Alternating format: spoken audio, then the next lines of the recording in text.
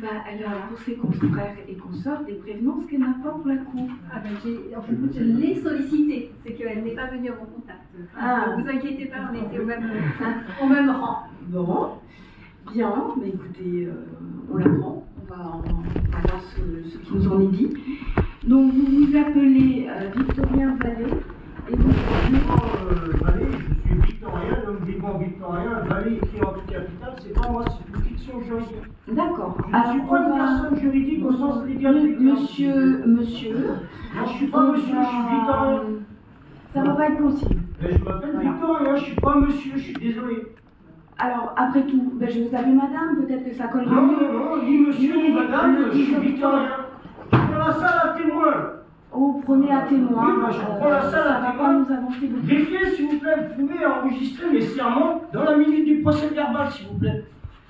La greffière note ce que la cour lui demande de noter. Bah oui, bah tiens, C'est enregistrez comme mes ça. serments. Vous n'êtes pas la cour. Alors je poursuis et je vous indique que si ça n'est pas possible d'aller plus loin, on va faire sans vous. Bah, y a-t-il un gage fiduciaire? Voilà. Il y a une confiance? Alors, C'est qui le bénéficiaire de la confiance? C'est bien moi, non? je disais donc... Y a-t-il un gage fiduciaire, s'il vous plaît? Ça Y ne a-t-il un veut gage rien dire, fiduciaire? ça ne S'il veut y a un rien gage dire, ce que vous fiduciaire, dites. c'est que la personne a déjà été jugée au préalable. Et on la juge une seconde fois, la chose n'est pas permise. Bien. S'il n'y a pas de gage fiduciaire, il n'y a pas d'affaire, donc nous n'avons rien à faire ici. Il est où le drapeau, là, dans la salle d'audience, s'il vous plaît? Il n'y a pas de drapeau? Il n'y en a pas. Ah oui, bah justement, je réfute la légalité du tribunal pour défaut de présentation du drapeau français dans la salle d'audience. Est-ce qu'on peut avancer un petit peu? Parce que ça n'est pas comme ça que ça se passe. Ah non, bah comment on fait alors? Voilà. Vous n'avez pas de drapeau? Comme je vais le J'ai dire. pas vu votre cabis aussi en rentrant dans la salle d'audience, je ne l'ai pas vu. Vous n'avez pas de cabis? Vous êtes dépourvu de personnalité juridique pour pouvoir rester en justice? Bien. Je souhaiterais qu'on puisse avancer un peu, monsieur. Ah non, mais vous n'êtes pas des autorités judiciaires. Ah bah je crois que ça va Alors, être quel est difficile votre de statut, faire vos serments? Vous avez prêté serment? Bon, alors si vous êtes assermenté, donc vous avez prêté serment. Alors, je Greffier, veuillez enregistrer les serments de tous ces gens dans la minute du procès verbal. taisez! Non, je me tais pas. Bon, je suis là pour me défendre. Terminé. Je suis là pour me défendre quand même. Je suis Ça là va pour pas me être défendre. possible, monsieur. Bah, je suis là pour me défendre. Vous me sortez dans ça de force alors. Voilà, bah, regardez bien comment ça se passe la justice française. Regardez bien. Oui. Bon, je poursuis donc, sans lui. Ça va être beaucoup plus court, je l'entends. Donc, monsieur a fait l'objet d'une comparution préalable le 23 juillet 2024 à Vannes, présenté au JLD, qu'il n'a pas trouvé important de le placer en détention, mais sous contrôle judiciaire, de sorte qu'à l'audience devant le tribunal, monsieur était absent. Il lui était reproché d'avoir à Rieux et Saint-Étienne, entre le 19 mai 2024 et le 22 mai 2024, commis un outrage par écrit ou image non rendue publique de nature à porter atteinte à la dignité ou au respect dû à la fonction de Sébastien Marcon et de Philippe Gaillot, inspecteurs tous deux des finances publiques, personnes chargées d'une mission de service public, dans l'exercice ou à l'occasion de l'exercice de leurs fonctions, notamment en leur écrivant plusieurs mails. On va résumer les propos, dont certains disaient « Sachez qu'on ne va pas s'arrêter là, on va se mettre à plusieurs, on va saturer votre boîte mail de merde, de toute façon, ce que vous représentez, c'est de la merde. Au retour de flamme, ça peut faire très mal, la roue tourne. C'est vous qui allez morfler devant les tribunaux, les vrais, pas les tribunaux de facto, bande de grosses merdes. Il n'y aura pas de cadeau, ni de pitié pour chacun. Ou chacune d'entre vous devant les tribunaux, rira bien, qui rira le dernier. Bien, attention, c'est vous qui allez morfler. Croyez-moi bien, on ne va pas lâcher. Pour ma part, je vais saturer votre boîte mail de mail. Et on ira plus loin dans la saloperie. On ira plus loin, vous avez du sang sur les mains, vous êtes que des pourris qui travaillaient pour une entité démoniaque. Voilà. Vous souhaitant malédiction ici-bas et dans l'au-delà. Sieur, parce que c'est pas monsieur, mais c'est Sieur, donc ça nous renvoie 2 siècles plus loin. Sieur Gaillot Philippe et Sieur Marcon Sébastien. Ça, c'était le premier délit. À Rieux, le 15 juillet 2024, commis un outrage par parole, geste ou menace de nature à porter atteinte à la dignité ou au respect dû à la fonction de Laurent Taillandier-Soubrane et de Lucas Tatar, personnes dépositaires de l'autorité publique, puisque gendarmes, dans l'exercice ou à l'occasion de l'exercice de leur fonction, notamment en mentant sur son identité, ça, un outrage, en comparant la gendarmerie à une société privée, comme tout à l'heure avec la demande de cabis de la Cour, en leur déclarant « vous n'avez rien à foutre ici, foutez le camp », en les filmant avec insistance, et ce en état de récidive légale pour avoir été condamnés le 2 juin 2022 par une ordonnance d'homologation du président du TJ de Rennes. À Rieux, entre le 15 et le 16 juillet 2024, par tout moyen de communication au public, par voie électronique, en l'espèce en publiant la photo de 2 gendarmes réservistes sur son compte Twitter portait, à raison de leur fonction ou de leur qualité, des allégations ou des imputations d'un fait portant atteinte à l'honneur ou à la considération de Laurent Taillandé-Soubrane et de Lucas Tatar, personnes dépositaires de l'autorité publique, en l'espèce en indiquant notamment « ils vont les recruter où, les gamins, les idiots inutiles, triple picousés, encore un de plus à afficher les faussaires de l'entreprise étrangère, République française présidente ».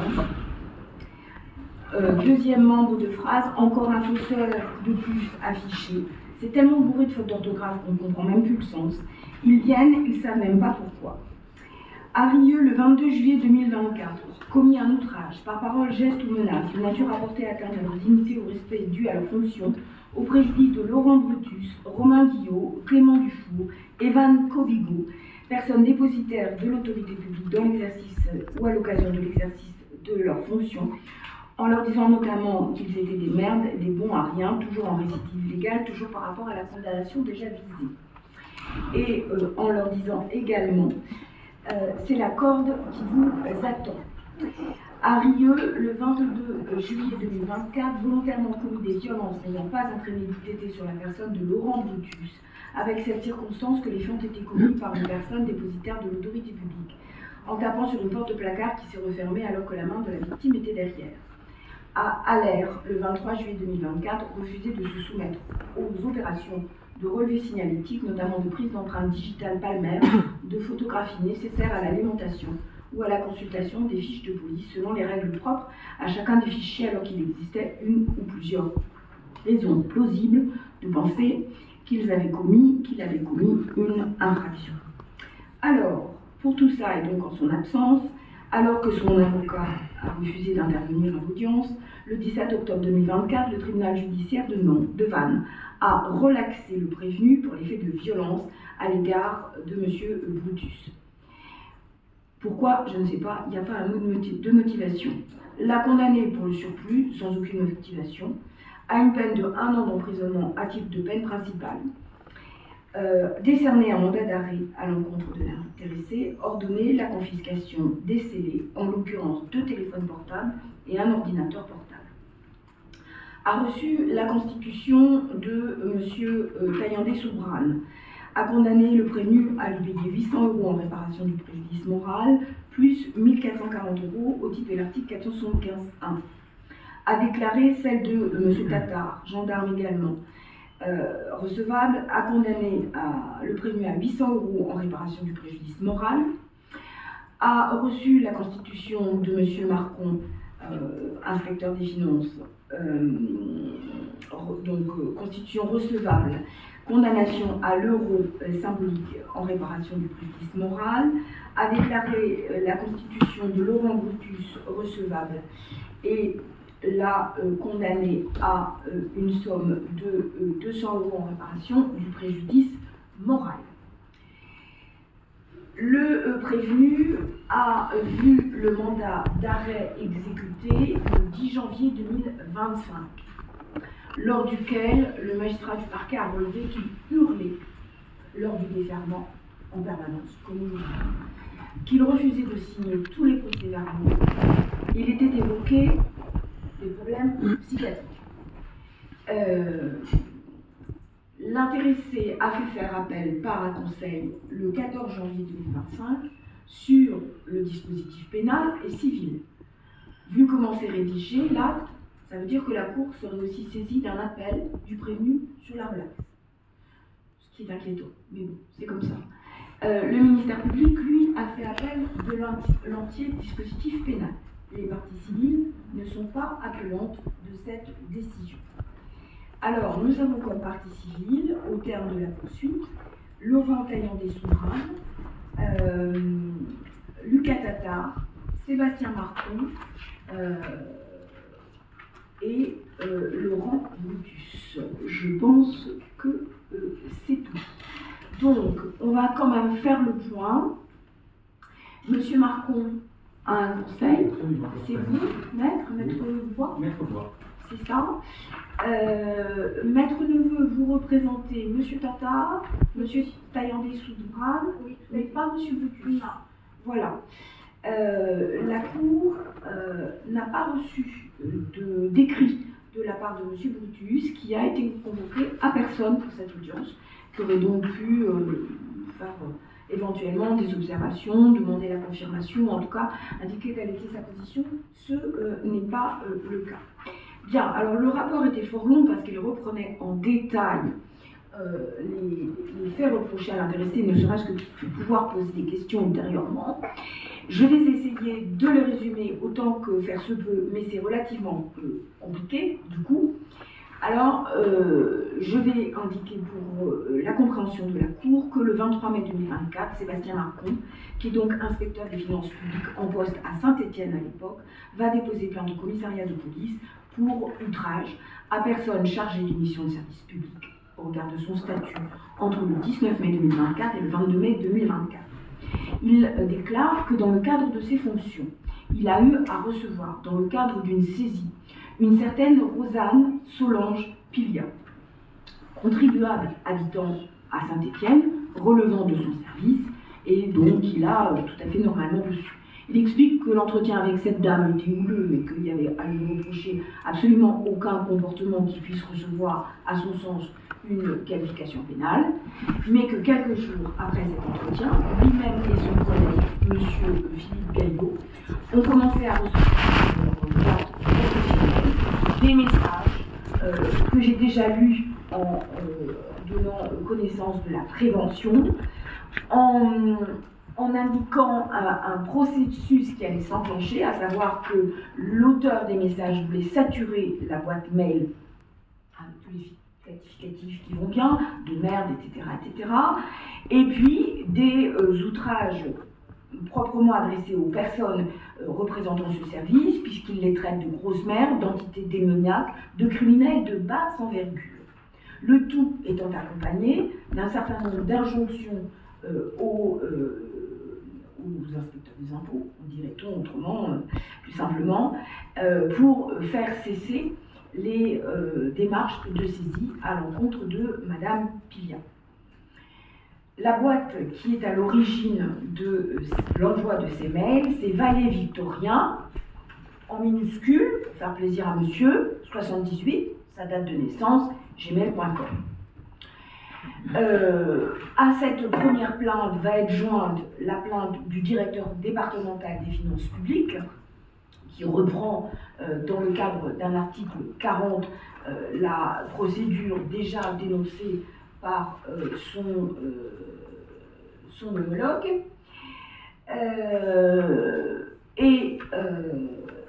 Voilà pour le premier, comment dirais-je, pour la première partie de la procédure, qui se décompose grossièrement en trois aspects. Deuxième aspect, le 22 juillet 2024,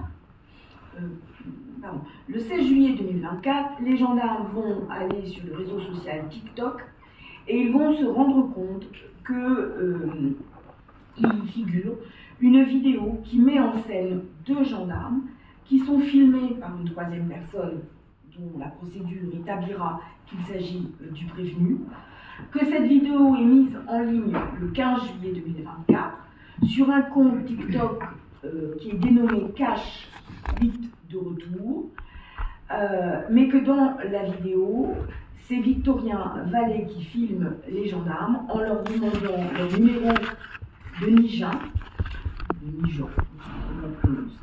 numéro d'identification des gendarmes en fait, qui doit figurer sur l'uniforme. Il ne sait pas ce qu'il demande parce que l'un des gendarmes, là, sur son uniforme, ça se voit, et que pour autant il le réclame avec insistance, mais il ne perçoit pas qu'il l'a sous le nez. Pourquoi les gendarmes vont le voir en fait? Parce que ce sont des gendarmes réservistes qui sont en opération de surveillance de proximité toute la journée, et qui dans ce cadre se voit confier la mission par un cadre de la gendarmerie d'une autre unité de délivrer une convocation à M. Vallée pour audition dans le cadre d'une autre enquête judiciaire dont on n'entend pas parler dans notre affaire, et peu importe.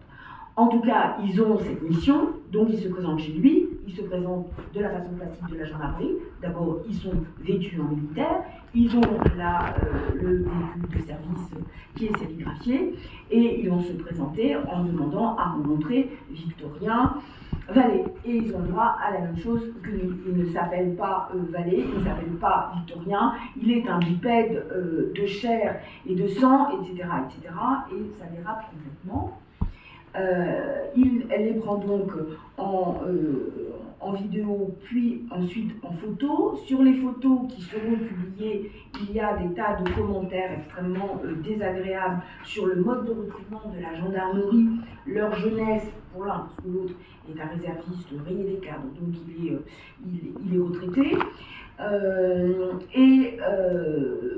De fait, les gendarmes ne vont pas délivrer la convocation en main propre, ils vont la mettre dans la boîte aux lettres de l'intéressé. Monsieur Taillandé-Soubrane, qui est le gendarme le plus gradé de ce binôme, va indiquer que malheureusement, il n'a pas de convocation au nom de la brigade qu'il représente ce jour-là. Donc il va rayer les modèles qu'il a pour le mettre au nom de la COB à l'air qui le mandate. Ça va donner lieu à une série de remarques acides de la part du prévenu qui, voyant des mots rayés, indiquent qu'il s'agit de faux en écriture publique, etc. etc. Voilà. Et ça donne, dans la vidéo, foutez-moi le camp d'ici, ne revenez pas, vous avez bien saisi ce que je vous ai dit, je suis mandataire du patronyme juridique, je ne sais pas pourquoi vous me convoquez, vous me faites des faux en écriture et des usages de faux. Un jour, ça va se péter la gueule, quoi, on ne sait pas, on pense que c'est le système peut-être. Moi, je viendrai vous chercher aussi, vous inquiétez pas, parce que ce qui est en train de se passer actuellement, ça se pète la gueule. Les gendarmes s'en vont donc et remontent dans leur véhicule. Dans les photos qui ont été tirées de la vidéo, les commentaires qui accompagnent ces photos, c'est faussaire, gamin, idiot intitulé, triple bousé. Je ne sais pas du tout à quoi ça correspond. Et les gendarmes en question sont parfaitement identifiables et ont d'ailleurs été identifiés par leur hiérarchie et donc ont dû rendre un certain nombre de comptes. Ils vont être entendus et ils vont répéter ce que je vous ai dit de façon condensée. Et puis, à l'issue de ces outrages répétés, les gendarmes vont décider d'intervenir. C'est la troisième partie de la procédure. On est le 22 juillet 2024. Et là, c'est 5 personnels de la COB d'Aller qui interviennent, avec en soutien le PSIG, plus d'autres éléments d'une COB jumelée. Donc ça fait du monde sur le terrain. Tout ça pour un individu qui a peut-être un petit peu la tête près du bonnet. Donc quand il se présente au domicile d'Assez Bon Matin, il voit quelqu'un qui ouvre les volets et qui les referme très vite. Ce quelqu'un va être identifié comme étant notre prévenu. Les gendarmes vont faire un petit peu le tour de la propriété, voir par où ils peuvent entrer de force en ayant demandé évidemment l'autorisation à leur hiérarchie. Ils vont identifier la porte du garage comme étant un petit peu plus facile à forcer. Ils préviennent que si on ne leur ouvre pas, ils vont forcer la porte. Ils commencent à intervenir de cette façon-là et à faire tomber la poignée du garage lorsque M. Vallée se décide à leur ouvrir. Le premier acte de procédure, c'est de faire une perquisition, lors de laquelle ils vont retrouver 2 téléphones portables et un ordinateur. L'un des téléphones portables n'est pas verrouillé, ils vont l'exploiter, ils vont tomber sur la vidéo TikTok dont j'ai parlé, les photographies des 2 gendarmes. Et pendant toute la procédure, ça va être des termes très très outrageants. Ils sont traités de petites merdes, de trous de balles, de collabos de merde.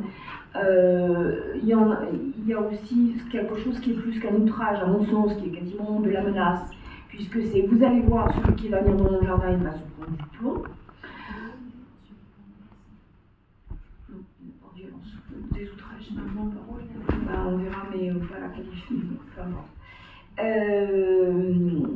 Voilà. Les gendarmes estiment, mais ça leur revient, que l'intéressé a des thèses et des idées complotistes dans les propos qu'il leur adresse.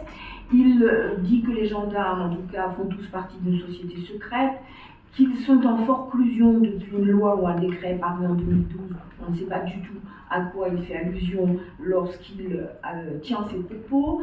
Il les avertit aussi qu'ils allaient voir ce qui se passerait en évoquant une corde qu'il pourrait mettre autour du cou sans préciser le coup de qui, le sien, tentative, chantage au suicide ou le leur, menace.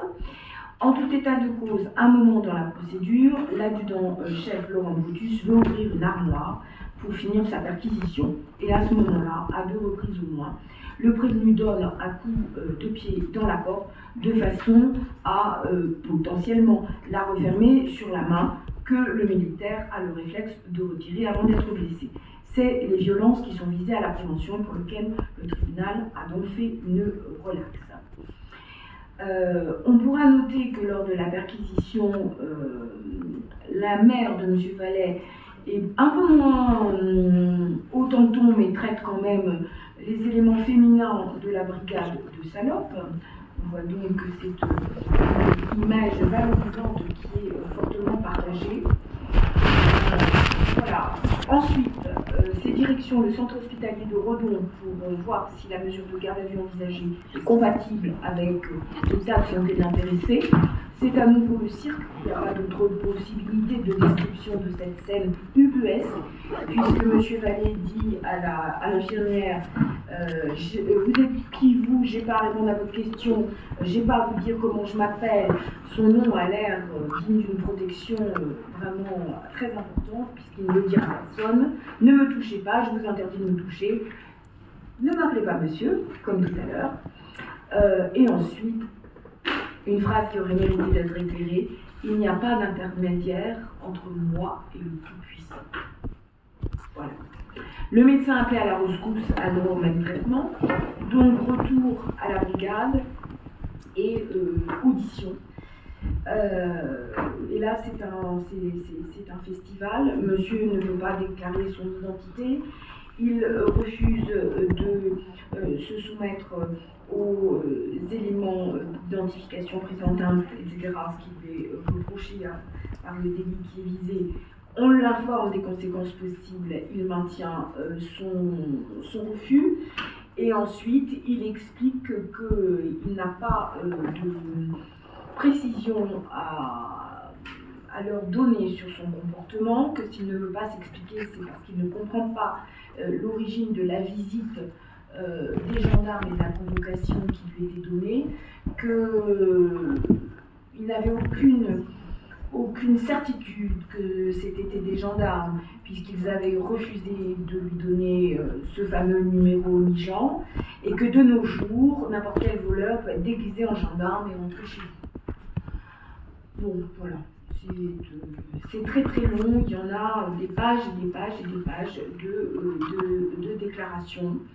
Il a refusé de répondre à la question qui était intéressante, de savoir quels étaient ses liens avec la dame objet du contrôle pour une taxe à l'habitation, il me semble, à Saint-Étienne, Madame Pilia, et se retranchant derrière son droit à la vie privée.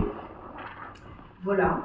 Et en revanche, il n'a pas contesté, lors d'une deuxième audition, que dans le téléphone, on ait trouvé effectivement la vidéo publiée sur TikTok, et qui avait fait quand même un nombre de vues assez impressionnant. Les gens semblent friands de ce genre de spectacle. Voilà. Et pareil, le mot forclusion revient tout du long de son audition, sans qu'on sache ce qu'il entend par là.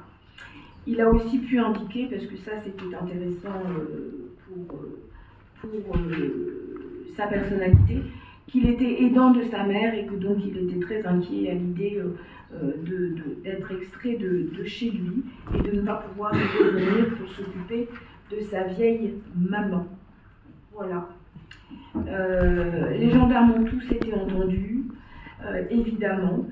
Leur déposition, selon le temps où ils ont participé à la procédure, se recoupent les unes les autres. L'audition de M. Dufour et de M.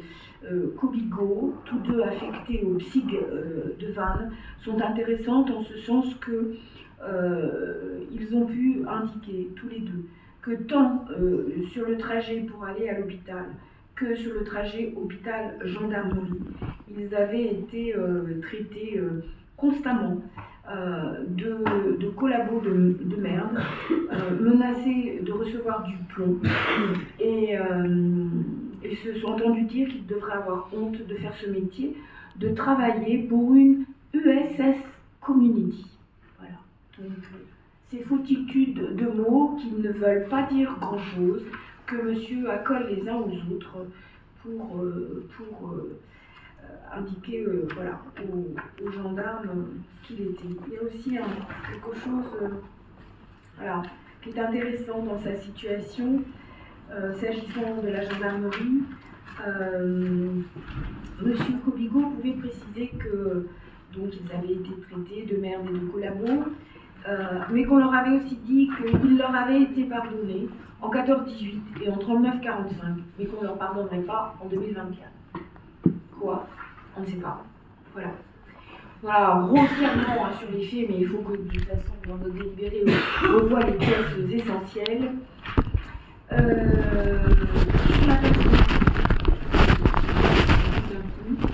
Une enquête sociale rapide a été faite, comme toujours en matière de comparution immédiate, où là aussi l'enquêteur de personnalité a relevé le manque de réponse, la méfiance, voire la paranoïa dont l'intéressé pouvait faire preuve à leur égard, ne souhaitant pas décliner son nom, ne souhaitant pas indiquer son âge, disant qu'il avait grosso modo 40 ans, en fait il en a 46.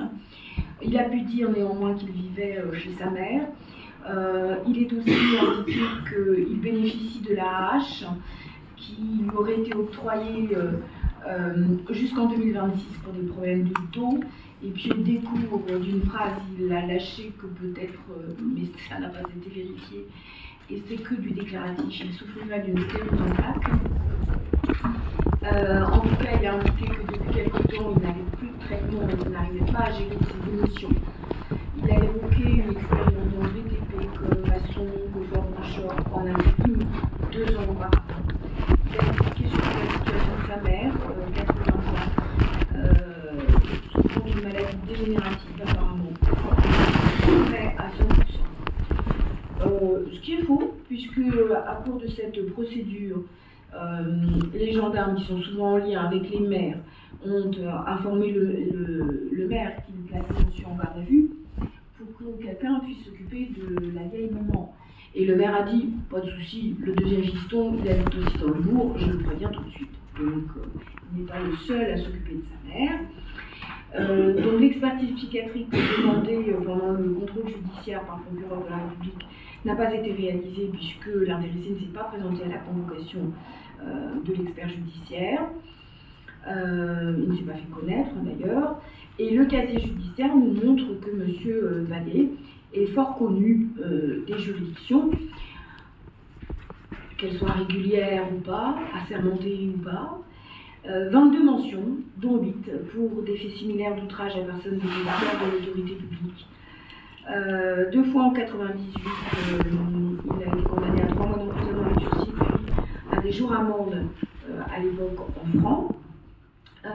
Il a également été condamné à une peine de 1 an d'emprisonnement, dont 9 mois avec sursis, mise à l'épreuve pour outrage à dépositaire de l'autorité publique et menace de biens ou d'atteinte aux biens dangereuses pour ces mêmes personnes.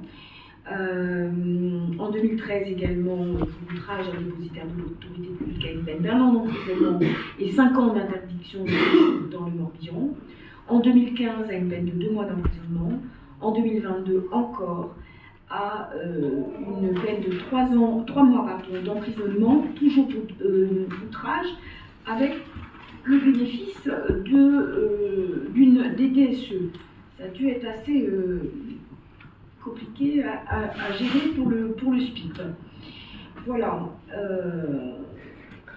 On prendra là aussi connaissance de façon détaillée des 20 et quelques mentions. Voilà ce que l'on peut dire de cette procédure. Bien. Alors, s'agissant des parties civiles, dans quel ordre voulez-vous intervenir devant la Cour? Est-ce que vous les avez fait viser, maître? J'ai donné à la caissière qui m'a indiqué que ça avait été visé. Je pense qu'il n'y a pas de problème. Moi j'ai édité les miennes, mais alors, voilà, ça y est, elles ont été placées sur le dessus. Voilà. Vous voulez en récupérer une?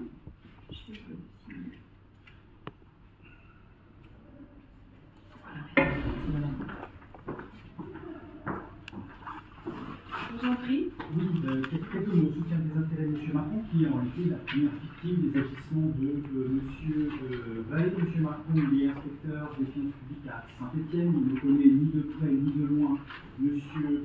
Vallée. En réalité, il explique quand il va déposer plainte qu'en mai 2024, il reçoit une circulaire de Mme Pilia qui doit de l'argent, elle est redevable à cette somme auprès de l'administration fiscale.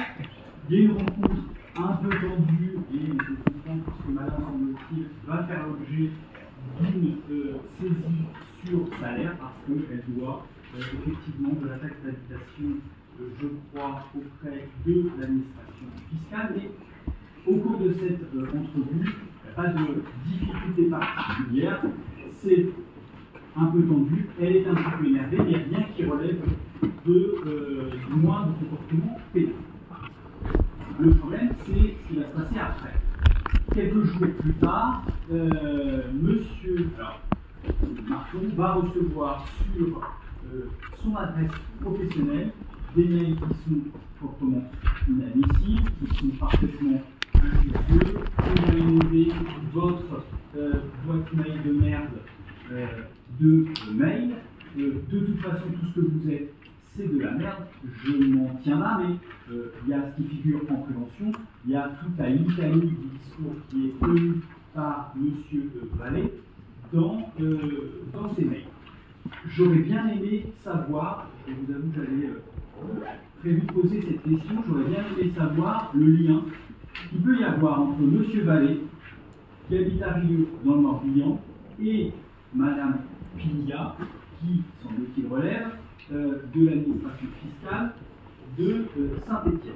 Nous n'en saurons pas plus, toujours est-il que l'infraction d'outrage à personne chargée d'une mission de service public m'apparaît totalement caractérisée en l'espèce. M. Marcon, il est fonctionnaire, il dépend de l'administration fiscale, il est une personne chargée d'une mission de service public. C'est bien dans l'exercice de son activité professionnelle qu'il a été pris à partie nommément sur Gaillot, sur Marcon, qu'il a été pris à partie nommément par M. Vallée. Il n'y a pas de doute possible sur le fait que l'adresse mail correspond bien à celle de M. Vallée. Et clairement, il y a une atteinte à sa dignité. Là encore, je ne reprends pas les mots que vous avez rappelés dans le cadre de votre instruction à l'audience. Les propos qui sont tenus par M. Vallée dans ces mails des 19 et 22 mai 2024 sont tout simplement inadmissibles. Donc moi, effectivement, je suis là pour dire que ce comportement de la part de M. Vallée n'est pas acceptable. Vous entrerez en voie de confirmation, vous entrerez en voie de condamnation des faits d'outrage sur personnes chargées d'une mission de service public. Moi, je me prononce sur la peine, ça n'est pas ce qui m'importe en ce qui concerne M. Marcon, qui se constitue partie civile comme il l'a fait en première instance. Je vous demande une confirmation de l'indemnisation obtenue par M. Marcon devant le tribunal correctionnel de Vannes. M. Marcon, il n'a pas voulu mettre de l'huile sur le feu. Hein. Il a dit simplement, je veux marquer le coup. Je veux qu'il soit acté que le comportement du prévenu n'est pas acceptable. Je demande une indemnisation symbolique. Il a sollicité et obtenu 1 €. Je vous demande d'entrer en voie de confirmation. J'ai une demande au titre de l'article 475.1. M. Marcon bénéficie de la protection fonctionnelle. Les frais d'intervention de l'avocat que je suis à votre audience seront pris en charge par l'agent judiciaire de l'État. Je justifie de la convention d'honoraires qui m'a été soumise par l'agent judiciaire de l'État pour les frais à hauteur de 735 € hors taxe, qui correspond aux 882 € que je sollicite au titre des dispositions de l'article 475. Devant la cour. Devant la cour. Oui, absolument. Je vous remercie, maître. Merci, Madame la Présidente. Madame, Monsieur la Chambre, très simple, je représente le général et le général. Ils ne sont pas blancs. Je vous demande la confirmation des dispositions civiles dans leur intégralité. Et je vous demanderai en plus, en raison du déplacement à l'audience, un article 475 alinéa du Code de procédure civile pour chacun des gendarmes que je représente, à hauteur de 1 440 €. Vous savez, je vous verse éléments justificatifs et après je vais développer dans la motivation quelques éléments pour emporter conviction de la confirmation des dispositions civiles. Je vous verse la convention avec la protection fonctionnelle civile et moulineaux en ce sens, celle de première instance. Je n'ai pas encore le retour du lieutenant-colonel pour la cour d'appel, mais elle sera du même montant qu'en première instance à cet effet. Quelques mots d'observation et très courts dans ce dossier-là. Monsieur n'est pas présent à cette audience-là, donc je ferai assez simple. Vous avez 2 gendarmes, un gendarme réserviste de 19 ans, un gendarme expérimenté d'une 50aine d'années, 36 ans de carrière au sein de la gendarmerie, qui monsieur Taïlandais. Vous avez expliqué, hein, présent, provocation. Elle n'est pas là. Les gendarmes, à plusieurs moments, ils ont essayé de s'extraire du comportement de monsieur Valle-Victoria. Ils auraient pu intervenir et finalement faire appel à leurs collègues et voir un placement en garde à vue immédiate. Ça n'a pas du tout été leur politique. Eux, ils se sont extraits. Cette constitution de partie civile que vous avez devant votre cour n'est pas due à son comportement au domicile, mais c'est surtout, et c'est très important, et c'est pour ça que vous avez la protection fonctionnelle qui est en soutien, avec le soutien aussi de la hiérarchie, c'est le visionnage et le fait de poster ce film sur le réseau TikTok. Et c'est là où le danger, la mise en danger est caractérisée pour ces gendarmes-là, parce que les outrages, c'est une chose. Mais l'identification de quelqu'un en tenue de gendarmerie, et à cette époque-là, juillet 2024, certains événements mettant en cause des fonctionnaires de police ou des gendarmes entraînaient un comportement un peu virulent de certains qui ne s'occupent pas la journée sur le plan professionnel, mais qui s'occupent de faire un petit peu du bazar, et notamment vis-à-vis des forces de l'ordre. Cette identification personnelle, je ne peux pas simplement visionner ces vidéos sur TikTok, peuvent avoir des conséquences extrêmement graves pour ces 2 gendarmes, et des conséquences même catastrophique. Et c'est pour ça que vous avez cette constitution de partie civile, et c'est en ce sens que le tribunal judiciaire de Vannes, en la forme du tribunal correctionnel, a posé une indemnisation qui est de l'ordre de 800 € concernant le préjudice moral des gendarmes. Je n'ai pas besoin de développer plus, je pense que ça ne peut qu'emporter conviction, et encore plus sur un réseau social comme TikTok, qui n'est absolument pas sérieux en la matière, et que les profils qui viennent à être consultés peuvent faire l'objet malheureusement de conséquences dramatiques. Monsieur connaît pertinemment et a totalement confiance quand il pose ses vidéos sur ce réseau TikTok, puisqu'il est des choses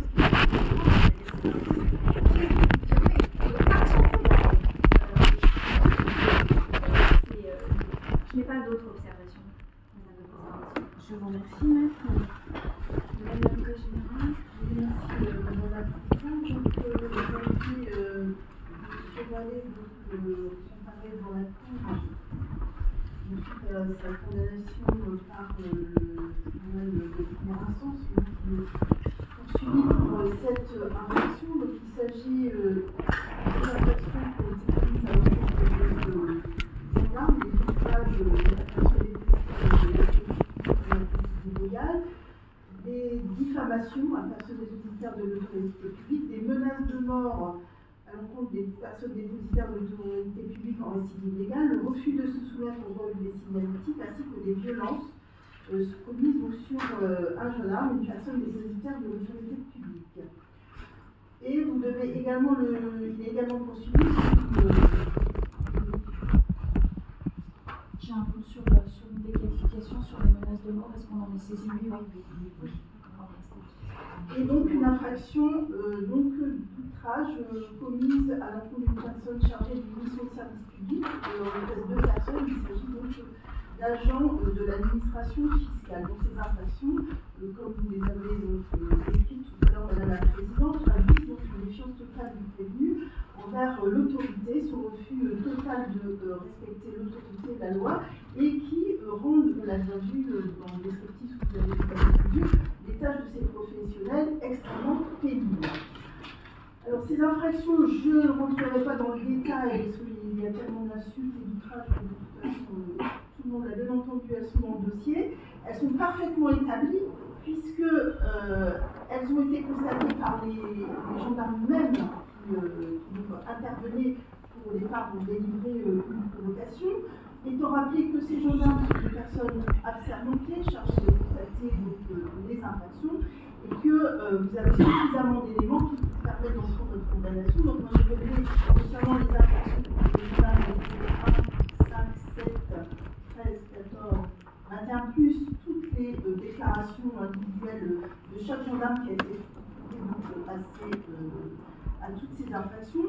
Et concernant les violences pour lesquelles M. Vallée a été relaxé, les dossiers sont caractérisées, puisque, comme vous le rappeliez, Madame la Présidente, l'intéressé a volontairement par 2 fois poussé la porte du placard et qui ont cogné en fait la main de la victime, M. Boutus, et qui sont forcément constitutives de violences volontaires sur une personne dépositaire de l'autorité. Concernant donc l'infraction d'outrage à personne chargée d'une mission de service public contre les agents d'administration fiscale, là aussi elles sont caractérisées puisqu'il est établi que ces personnes qui font normalement leur travail reçoivent en fait des outrages par mail en provenance du prévenu. Ça a été établi par la procédure. Donc là encore, il s'agit bien d'une infraction qui est parfaitement établie. Alors, il est vrai que dans ce dossier, donc, on a entendu M. parler tout à l'heure, on peut s'interroger sur son état mental. Toujours est-il que pendant la procédure, le ministère public a fait le nécessaire. Il a fait en sorte qu'il puisse voir un fiscal, voilà, si il avait des difficultés particulières, qu'il pouvait remettre en cause sa responsabilité pénale. Donc, au lieu de se présenter à son égout, il a préféré ne pas y aller, ce qui fait que aujourd'hui, vous devez en fait statuer, donc n'ayant pas cette expertise, mais ce n'est pas la faute du ministère public ni de la Cour. Donc, au vu de tous ces éléments, moi je vous demanderai donc de déclarer coupable de l'ensemble des infractions, des 7 infractions qui lui sont reprochées. Et concernant donc la peine qui convient de lui infliger, vous avez rappelé, Madame la Présidente, que l'intéressé a sur son casier judiciaire 22 mentions, donc 8 fois, il a été condamné 8 fois pour des faits parfaitement similaires, des outrages.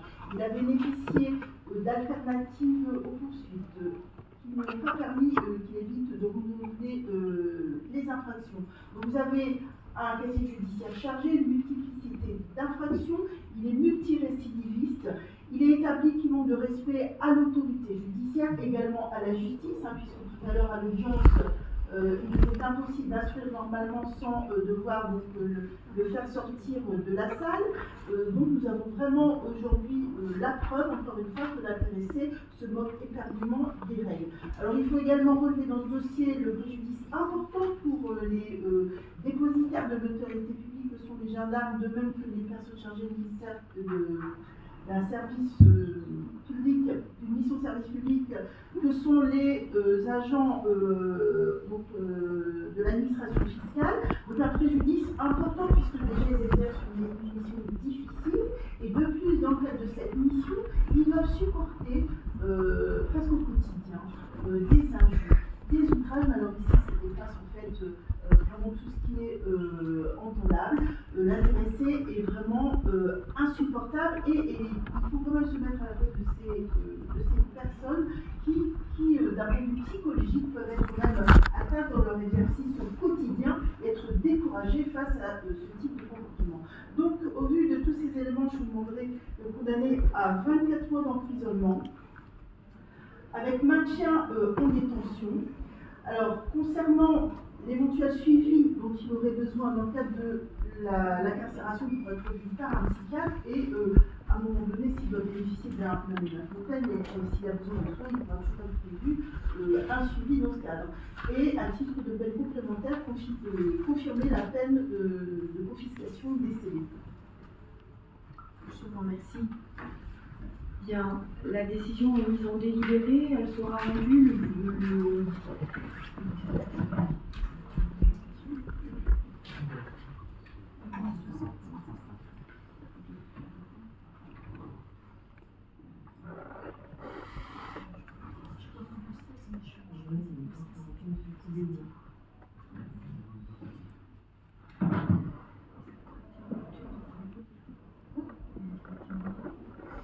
Eh bien, le mercredi 16 à 14h, ce sera en vacation. On va faire une vacation de la cour, mais de toute façon, on recevrait les décisions par courrier.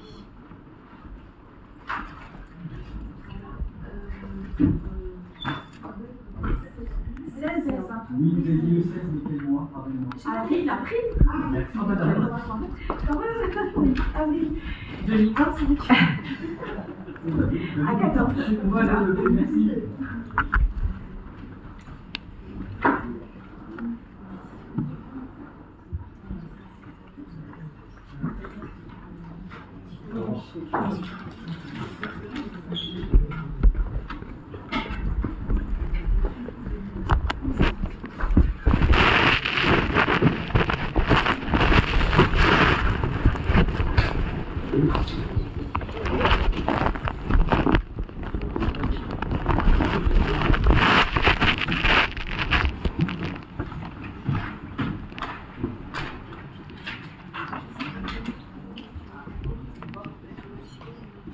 Alors, est-ce que vous êtes bien Monsieur Brice Correno?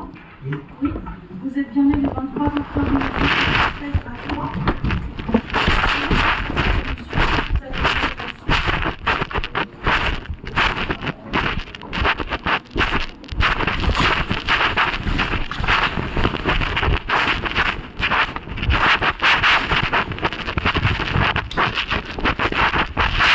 J'en profite pour vous demander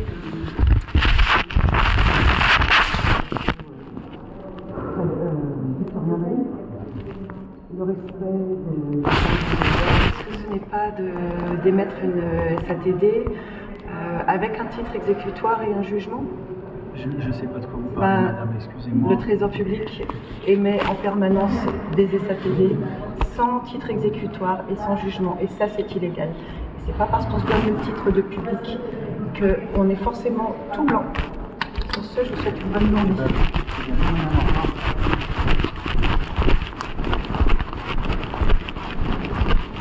Je ne suis pas votre dame. Je dis, je ne suis pas votre dame. C'est un titre militaire, madame et monsieur. C'est ça qu'il essaie de dire. Au revoir.